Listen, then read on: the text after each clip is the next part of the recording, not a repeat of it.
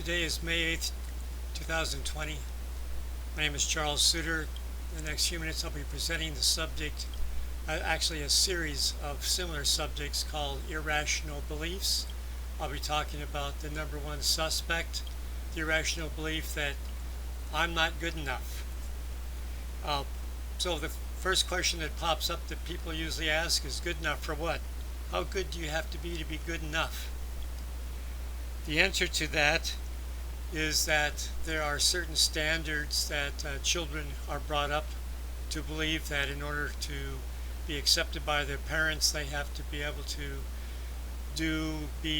have certain attributes or characteristics.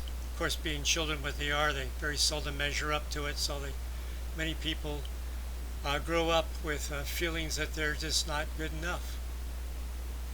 I also want to remind you that if you have irrational beliefs, whether it's this or any of the others I will be presenting, they're basically going to hold you back from living your best life. Now, the mental health issue here is not whether you have irrational beliefs, because you probably do, most people do, but how you deal with it. So that's going to be the focus of these future series, is how to deal with your irrational beliefs. Let's start with proposition number one.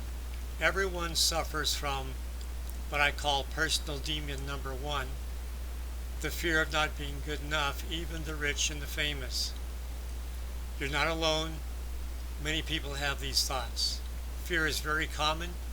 Everyone suffers from it to a degree from time to time. All you have to do is to remind yourself to be grateful for the life that you have. Obviously, what you have is sufficient to enjoy a good life. Just don't be resentful for what you don't have. And I might add to that, resentful for what you don't have yet.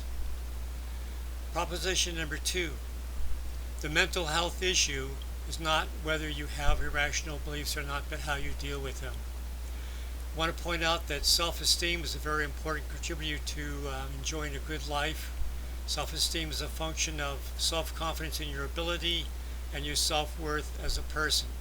This is directly associated with whether you think you're good enough. Of course you're good enough. That's what the challenges are going to be addressing here in just a moment.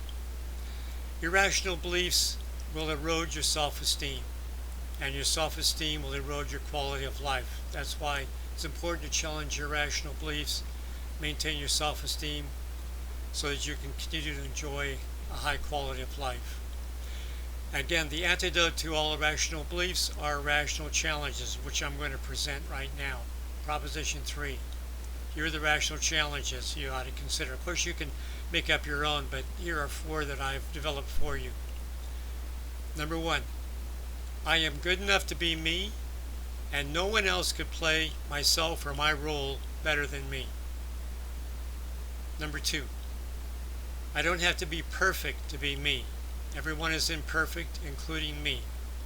In fact, if you do your best, that makes you perfect enough.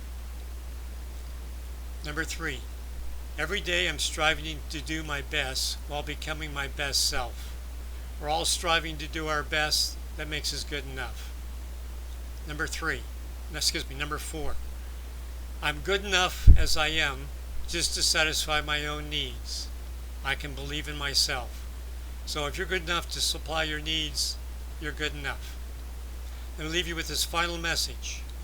I only need to be good enough to live a decent and happy life, and most of you probably are already, so there's no reason to feel that you're not good enough.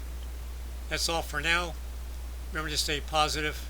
You'll be happier, healthier, and live longer.